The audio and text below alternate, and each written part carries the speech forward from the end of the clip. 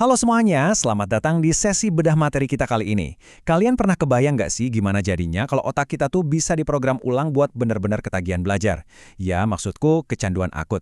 Persis kayak pas kita lagi asyik menggulir media sosial berjam-jam tanpa henti. Kedengarannya kayak mustahil ya, tapi hari ini kita bakal bongkar habis-habisan sains neurologis di baliknya. Dan percaya deh, kalau kalian nerapin ini, hasil yang kalian buat sangat bagus pada akhirnya. Jadi, pertanyaannya, bisa nggak sih kita ketagihan belajar layaknya lagi main game? Jawabannya, bisa banget. Dan ini bukan sekedar hiperbola atau omong kosong belaka ya. Rahasia terbesarnya itu murni ada di kemampuan kita buat membajak satu zat kimia spesifik di dalam otak kita, yaitu dopamin.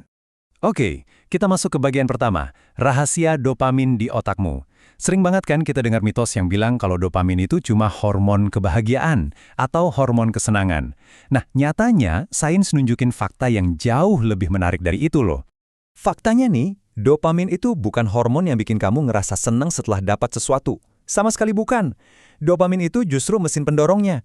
Dia ini semacam katalis yang bikin kamu terus mengantisipasi dan mengejar sesuatu. Coba bayangin pas kamu lagi menggulir HP, dopamin kamu tuh melonjak justru karena otakmu lagi nebak-nebak. Wah, video menarik selanjutnya apa nih? Ini murni siklus kecanduan. Dan tebak, siklus yang sama persis ini bisa banget kita bajak buat belajar. Lanjut ke bagian kedua, mengapa belajar terasa membosankan? Pertanyaannya gini, kalau otak kita punya mesin pendorong sekuat itu, kenapa ya mulai belajar aja rasanya super berat? Alasannya simpel, otak kita tuh pinter banget, tapi juga kejam, kalau disuruh ngebandingin mana hadiah yang lebih menarik. Coba lihat ilustrasi ini deh, ini nunjukin dengan brilian gimana otak kita secara alami membandingkan dua aktivitas yang beda jauh. Di satu sisi, aplikasi medsos ngasih kepuasan instan cuma dalam hitungan 3 detik, cepat dan pasti. Di sisi lain, belajar. Apa sih hadiahnya? Nilai bagus? Masa depan cerah? Duh, itu kan masih bertahun-tahun lagi. Hadiah dari belajar itu sifatnya abstrak, berjarak jauh, dan penuh ketidakpastian. Makanya, wajar aja kalau otak kita secara otomatis bakal milih kepuasan instan yang 3 detik tadi. Makanya, kalau kamu selama ini sering banget nunda-nunda belajar, tolong resapi fakta ini baik-baik ya. Itu bukan berarti kamu pemalas. Beneran deh, ini bukan kelemahan karaktermu. Ini tuh murni masalah biologi. Sistem penghargaan di otakmu lagi kerja persis sesuai cetak birunya. Jadi solusinya bukan dengan nyalah-nyalahin diri sendiri, tapi kita harus menggamifikasi proses belajar itu sendiri. Nah, kita sampai di bagian ketiga, 5 trik meretas dopamin. Ini nih, bagian yang paling praktis. Kita punya kotak peralatan yang isinya 5 trik cepat yang udah terbukti secara neurologis bisa ngeretas sistem dopamin ini. Yuk, langsung kita bedah. Trik pertama, kemenangan kecil alias micro wins. Otak kita itu ngelepasin sedikit tembakan dopamin tiap kali kita berhasil nyelesain tugas spesifik. Jadi jangan pakai target raksasa kayak, oke, gue mau belajar matematika 3 jam full. Otakmu bakal langsung nolak. Sebaliknya, pecah tugas itu jadi langkah-langkah super kecil. Misalnya, selesain 5 soal aja, abis itu istirahat, terus kasih tanda centang. Srek.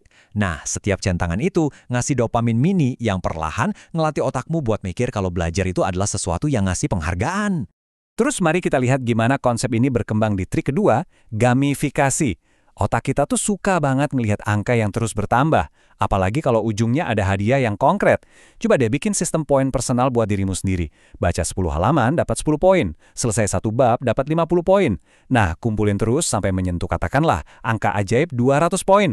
Terus tuker deh poin itu sama hadiah yang udah kamu tentuin sendiri. Kedengarannya simple banget kan? Tapi inilah persisnya mekanisme yang bikin video game itu super adiktif. Lanjut trik ketiga, jaga streak atau rantetan hari berturut-turut. Pakai kalender fisik dan tandai setiap hari kamu berhasil belajar. Kenapa ini ampuh? Karena kamu lagi memicu trik psikologis yang namanya loss aversion, yaitu rasa takut kehilangan sesuatu yang udah susah payah dibangun.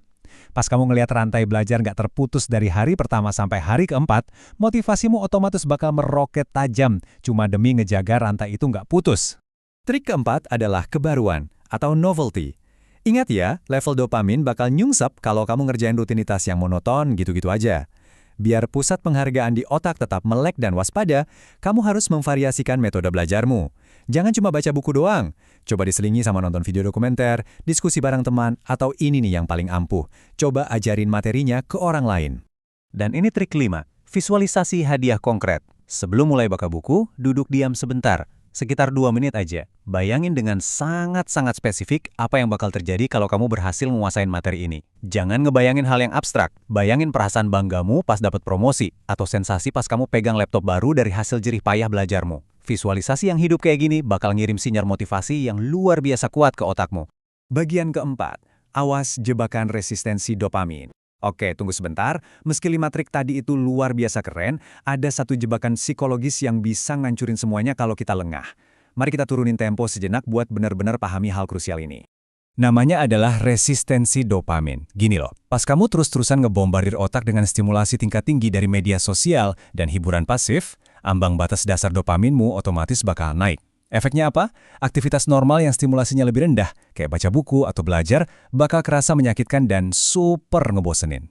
Nah, fakta pahitnya adalah, kamu terpaksa harus neken tombol reset. Melakukan detoks dopamin secara berkala, itu harga mati teman-teman. Kurangin paparan stimulasi tinggi, batasi medsos, dan hindari hiburan pasif selama beberapa hari. Langkah ini tuh murni wajib banget buat nurunin lagi ambang batas dopaminmu ke level normal, supaya belajar bisa kembali terasa memikat dan menarik. Akhirnya, kita masuk ke bagian kelima, sistem baru, bukan pemalas. Mari kita kumpulin semua kepingan puzzle science ini jadi sebuah paradigma yang benar-benar baru. Poin krusialnya adalah, kamu itu sama sekali bukan pemalas. Masalah utamanya cuma satu, otakmu tuh belum nemuin alasan yang cukup meyakinkan aja buat mulai belajar. Otak kita butuh alat-alat dan sistem yang baru aja kita bahas ini, supaya dia nggak lagi ngelihat belajar sebagai beban yang berat, melainkan sebagai sebuah pengejaran seru yang sangat mendebarkan. Nah, sekarang kendali sepenuhnya ada di tanganmu. Dari semua senjata peretas dopamin yang kita bedah hari ini, mulai dari kemenangan kecil, gamifikasi, rantai beruntun, kebaruan, sampai visualisasi, trik mana nih yang berani kamu eksekusi duluan hari ini juga? Pilih satu aja, langsung terapkan, dan siap-siap lihat sendiri gimana otakmu bertransformasi. Sampai jumpa di sesi bedah materi berikutnya, dan selamat meretas otakmu!